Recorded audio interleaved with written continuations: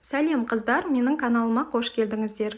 Бүгін сіздермен бірге жасалу жолы өте оңай, дәл пиццериядағындай болып шығатын екі түрлі пиццаның рецептісімен бөлісетін боламын.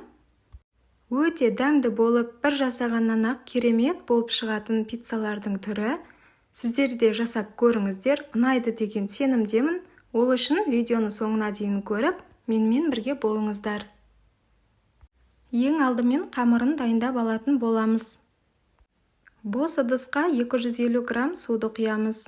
Оның үстінен 1 шай қасық қант, 1 шай қасық тұз және 1,5 қасықтай ашытқы салып, үстінен 2 шай қасық пісте майды құйып, жақсылап араластырып аламыз.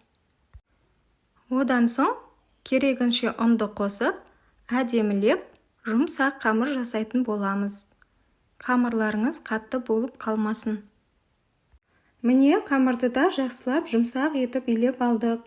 Ал енді осы қамырдың үстінен мен 1,5 шай қасық пісте майды құйдым да, бетін жауып, 1 сағат, 1,5 сағатқа қамыр көтерілгенше қойып қоямыз. Ал қамыр дайын болғанша пиццаның бетіне қажетті заттарды дайындайтын боламыз. Ол үшін бізге керегі ірімшік, шұжық, қызанақ және тұздалған қияр. Ең алдымен ірімшікті үккіштің ең майда бөлігінен өткізіп алатын боламыз. Ірімшікті осылай майда бөлігінен өткізетін болсақ, пиццаның бетінде әдемі болып еритін болады. Міне, ірімшік те дайын болды. Бос ыдысқа салып аламыз. Ал енді одан соң шұжықты дөңгелек формасында осылай кесіп, оны да бос ыдысқа жайғастырып аламыз. Осылайша шұжықты да дайындап алдық. Ал енді тұздалған қиярды да дәл осылай дөңгелек формада кесіп алатын боламыз. Видеодағындай жұқалау болғаны дұрыс. Сонда әдемі болып шығады пиццамыз. Ал одан соң қызанақты 2 бөлікке бөліп, дәл осылай ұзынша етіп турап аламыз. Міне қамырымызда әдемі болып көтеріліп, дайын болып қалды. Ал енді осы қамырды біз 2 бөлікке бөліп аламыз. Ең алдымен қамырдың бір бөлігін аламыз да, формамыздың бетіне пергамент қағазын төсеп, осы қамырды қолмен жаятын боламыз. Қолымызды аздап майлап алсақ болады. Дәл осылай видеодағындай қамырды қолмен созып, дөңгелек формасында жайып аламыз. Және қамырдың шетін мен дәл осылай өріп шықтым. Сонда пиццамыз әдемі болып шығады. Қамырдың шетін осылай өріп болғаннан соң, қамырымызды дәл осылай тегістеп алсақ болады. Және дайын тестамыздың үстінен кетчуп пен майонезді керегінше салып, шамамен 1 ас қасықтан қостым мен. Және шет-шетіне жақсылап біркелкі жағып шығамыз. Міне осылайша жағып алдық. Ал енді оның үстінен шұжығымызды орналастырып аламыз осылай. Мен шұжықтан соң сырды жақсылап бетінен септім де, дәл осылай молынан етіп септім.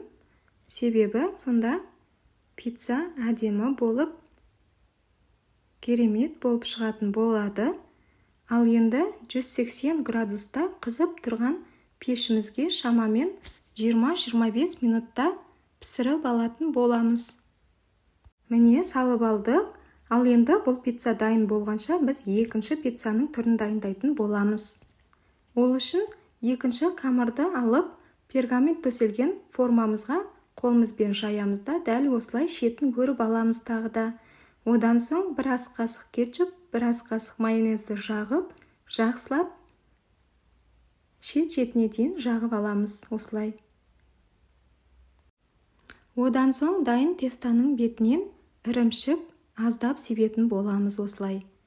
Ал ірімшіктен соң туралған қызанақты орналастыратын боламыз айналдыра, осылайша етіп. Және қызанақтың арасынан тұздалған қиярды да біркелкі етіп орналастырып аламыз осылай. Одан соң үстінен Дәл осындай орегано көкшөп приправасын себетін боламыз. Өте ерекше дәм береді. Және онан соң ірімшікті жақсылап үстінен молынан осылайша сеуіп аламыз. Дәл осылай барлығын дайындап алдық. Ал енді пеште бірінші пиццамыз дайын болып қалды. Міне, өте керемет болып шықты пиццамыз. Оны аламыз да дайын болған екінші пиццамызды пешке 180 градуста тағы да шамамен 15-20 минутта пісіріп аламыз. Шұжықтың өзінен ғана жасалған пиццамыз дайын. Міне, өте керемет, иісі деген тамаша. Сіздерге кесіп, арасын алып көрсетейін. Дәл осындай болып шығады міне. Өте дәмді, таза піскен пицца. Жасап көріңіздер. Шұжықпен жасалған пицца кез келген балалардың көңілінен шығады деп ойлаймын. Міне, екінші пиццамыз да дайын. Иісін деген айта алмаймын, ерекше иіс береді орегано приправасы. Дәл осындай болып, керемет болып шығады. Пиццериядағы пиццадан кем түспейді. Дәл осылай сіздер де жасап көріңіздер. Міндетті түрде ұнайды. Өте дәмді болып шығатын, жасалу жолы оп-оңай, үйдегі бар заттармен ғана жасалынатын пиццаларым ұнаған болса, қыздар, Гүлнұр Ақберді каналына тіркеліңіздер және осы видеомның астына пікір жазып, лайк басуды ұмытпаңыздар. Ас болсын!